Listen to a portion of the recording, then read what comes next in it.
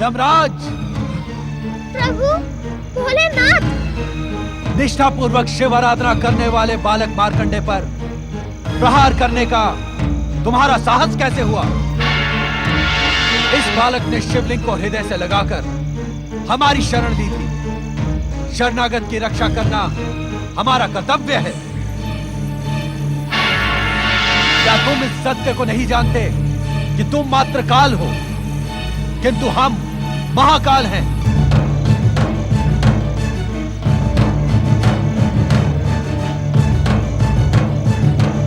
हमारी निष्ठा और भक्ति की चरम सीमा पर पहुंचा ये बालक मार्कंडे शिव कृपा से अवध्य हो गया है। हे शिव शंकर, हे महाकाल, हे भोलेनाथ, मैं तो मृत्यु के अटल नियम का पालन कर रहा था। विधाता के विधानानुसार इस बालक की आयु समाप्त हुई। यदि मैं नियंता द्वारा निर्धारित समय पर आकर प्राण न हरता तो आप हमें कर्म विमुख होने का दंड ना देते? अवश्य देते, किंतु शिवलिंग से निकली ज्वालाओं से आहत यमदूत तथा स्वयं तुम्हारे यमपाश के टूटने पर तुम्हें बालक मार्कंडे की परम भक्ति से उत्पन्न परम शक्ति का ज्ञान क्यों नहीं हुआ? तुम तो कर्मों के आधार पर जन्म और मृत्यु को संचालित करने वाले परम ज्ञानी हो। क्या इस सत्य को नहीं जानते कि इस सृष्टि की रचना हमारी लीला मात्र है?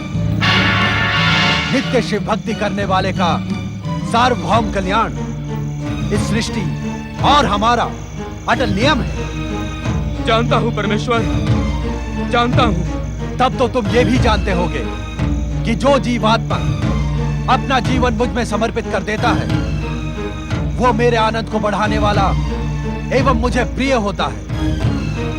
क्या ये सब नीति ज्ञान हमें पुनः दोहराना होगा यमराज? नहीं भोलेनाथ, नहीं। अपने इस दास पर कृपा करें और आज्ञा दें कि अब मुझे क्या करना उचित होगा।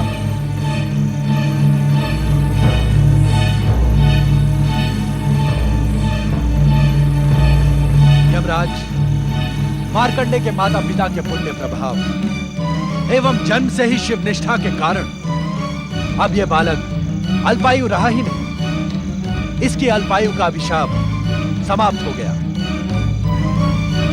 किंतु विधाता के विधान के अनुसार इसकी अल्पायु स्पष्ट है भोलेनाथ। किंतु उसी विधान में यह भी स्पष्ट लिखा है कि अल्पायु पूर्ण होने पर आप इसके प्राण हरने आएंगे। उसी समय हम दोनों उपस्थित होकर न केवल इसके अभिशाप को समाप्त कर इसे दीर्घायु प्रदान करेंगे, अपितु इसे अमरता का वरदान भी देंगे। किंतु चित्रगुप्त के आलेख में आपके मृत्यु लेखाकार चित्रगुप्त ने मार्कंडे के अल्पायु होने का विवरण तो अपने पृष्ठों में लिख दिया, किंतु हम दोनों के आगमन की बात लिखना वो भूल गया।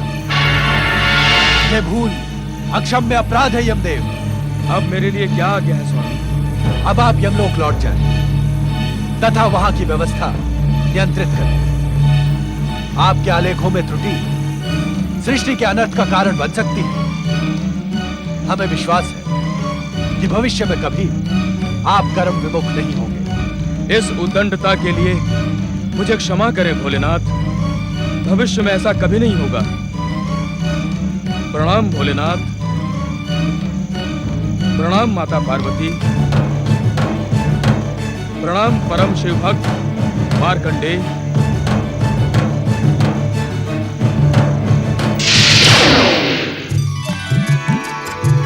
जय हो भगवान भोलेनाथ, माता पार्वती।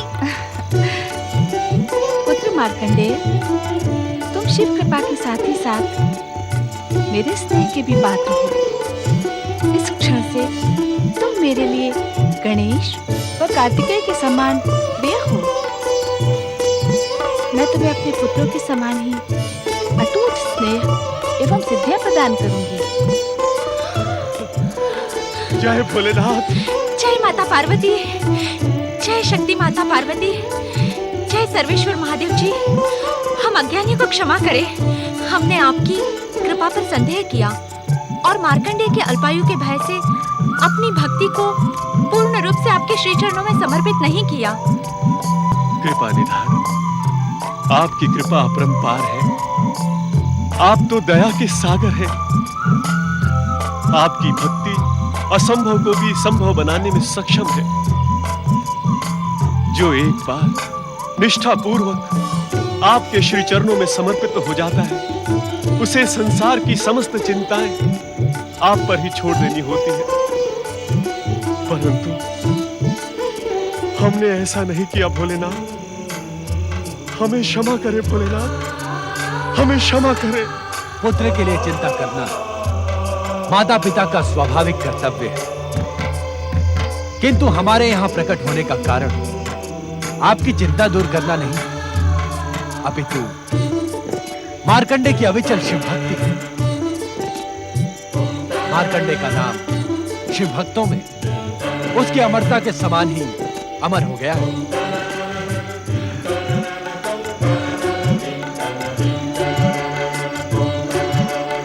पुत्र मार्कंडेय, तुम मेरी विशेष कृपा के अधिकारी बन गए हो। माता, आपके चरणों में एक विनम्र निवेदन प्रस्तुत करने का इच्छुक हूँ माता। अवश्य पुत्र। माता, दुष्ट दैत्यों का अंत करने वाली आपके शक्ति स्वरूप की कथा मुझे बहुत प्रिय है माता। शांत क्यों हो गए मार्कंडे? अपनी इच्छा निसंकोच कहो। यदि आप दोनों का आशीर्वाद हो तो मैं माता की दया, माया और शक्ति स्वरूप का वर्णन एक ग्रंथ के रूप में लोक कल्याण के उद्देश्य से करने का इच्छुक हूँ। तुम्हारी कल्पना एवं इच्छा अत्यंत सुंदर है पुत्र मार्कंडे। इसे साकार करने के लिए हम तुम्हें आशीर्वाद देते हैं कि तुम्हारे द्वारा रचित ग्रंथ न केवल मार्कंडे पुराण के रूप में जगत विख्यात होगा, अपितु आने वाले भविष्य में शक्ति स्वरूपा दुर्गा के भक्तों की भक्ति एवं प्रेरणा का स्रोत बनेगा। पुत्र मार्कंडेय, भविष्य में तुम्हारे द्वारा रचित मार्कंडेय पुराण का मनन, पाठन एवं श्रवण करने वाला व्यक्ति मेरी विशेष कृपा का अधिकारी एवं मेरा परम भक्त कहलाएगा।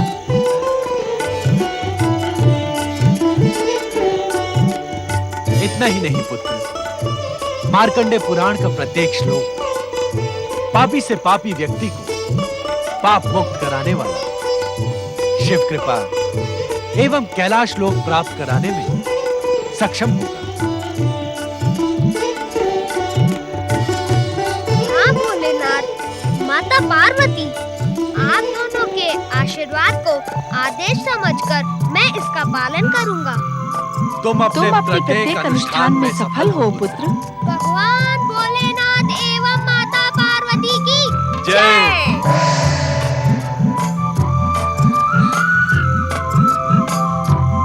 पुत्र मार्कंडे की जय। अमर मार्कंडेय का जय घोष शिव कृपा का परिणाम था। उन्हीं की कृपा से मार्कंडेय ने लोक कल्याण हेतु एक ग्रंथ की रचना की, जो मार्कंडेय पुराण अथवा दुर्गा सप्तशती के नाम से विश्व विख्यात हुआ। समय चक्र चलता गया और इसी चक्र ने कई नए प्रश्नों को जन्म दिया। शिव समाधि स्थल पर शिव समाधि अवस्था में विराजमान है। नंदी, भृंगी और शिव गणों के मध्य माता पार्वती शिव चरणों पर पुष्प अर्पित करती है, किंतु उनके मन में एक ऐसी जिज्ञासा है जिसका उत्तर मात्र त्रिकालदर्शी शिव शंकर को ही ज्ञात है। नमः शिवाय, ओम नमः शिवाय, ओम नमः शिवाय, ओम नमः शिवाय, ओम नमः शिवाय। पति परमेश्वराय नमो नमः। शक्ति स्वरूपा माता पार्वती की कृपा निदान भगवान भोलेनाथ की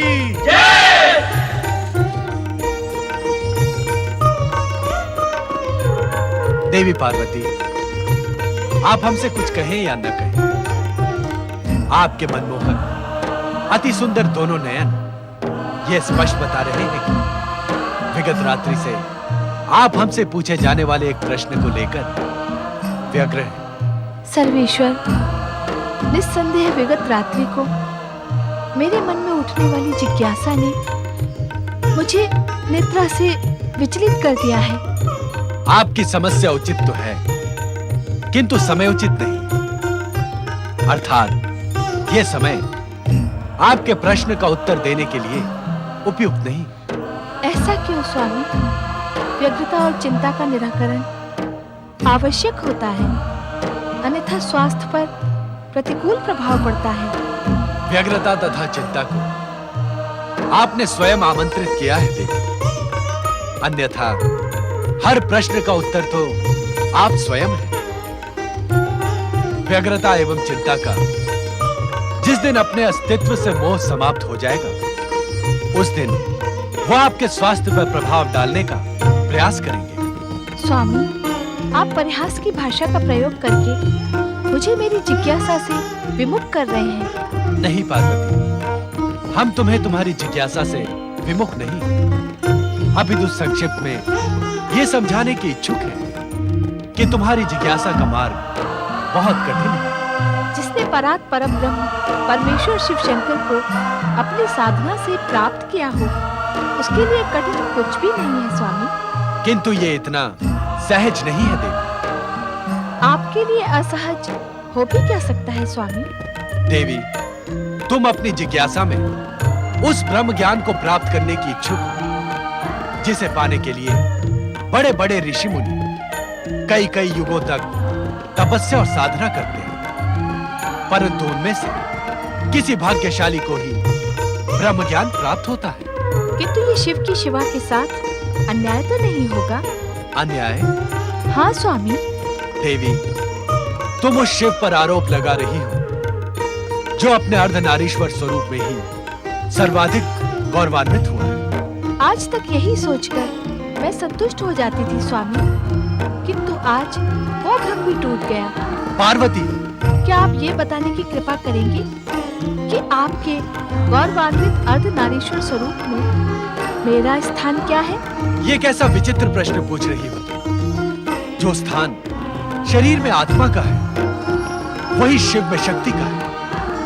अर्धनारीश्वर रूप के पूर्णता का आधार तो तुम ही हो अर्धांगिनी। आपने अर्धनारीश्वर स्वरूप धारण क्यों किया था? तुम्हारे ही प्रश्न का उत्तर देने के लिए, संसार के पुरुष समाज को यह बताने के लिए कि नारी पुरुष की दासी नहीं, अपितु पूरक है, समकक्ष है। शिव ही नहीं, प्रत्येक पुरुष में नारी और प्रत्येक नारी में पुरुष का अंश समाया रहता है। अर्थात नारी पर अत्याचार अन्याय करके पुरुष स्वयं अपने पर ही अत्याचार करता है। अर्थात इस समय आप स्वयं अपने पर अन्याय एवं अत्याचार कर रहे हैं। स्पष्ट कहो शिवा। स्वामी, शिव की शिवा किसी ऋषि मुनि तपस्वी से कम है क्या? ये कैसा अन्याय है स्वामी कि अर्धनारीश्वर स्वरूप का पुरुष ब्रह्म ज्ञानी और नारी? तुम्हारी चतुराई प्रशंसा के योग्य है पार्वती। तर्क और शास्त्रार्थ में उदाहरण अच्छे हैं। ये मेरे प्रश्न का उत्तर नहीं है स्वामी। हम तुम्हें ब्रह्म ज्ञान अवश्य प्रदान करेंगे, किंतु क्या स्वामी? किंतु इसे प्राप्त करने के लिए तुम्हें अपनी शक्ति को केंद्रित करना होगा। तपस्या और योग में जब शरीर शांत और मन परम तत्व में केंद्रित होकर ब्रह्म ज्ञान पाने को उन्मुक्त होता है, तभी ब्रह्म ज्ञान प्राप्त करने की पात्रता प्राप्त होती है।